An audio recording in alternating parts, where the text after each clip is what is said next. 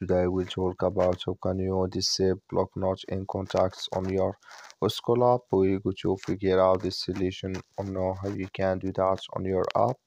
So you just follow these ways, then it's going to work with you. So all you have to do, you just go here, go above this sign, click on it here. So then it's going to show for you a list like this. Then all you have to do now, just click here on settings here. Then you come to next step here, it's going to show for you like this. Then you go down here, you just keep going down. So then you come here to check my block rules, just click on it. You come to next step here, come here to block notch in contacts, clicking this sign here or this color. Like you see color, it's gone, that's mean block notch in contacts, it's disabled with us now. So that's all you have to do. I wish I get it. That's all. Thank you for watching.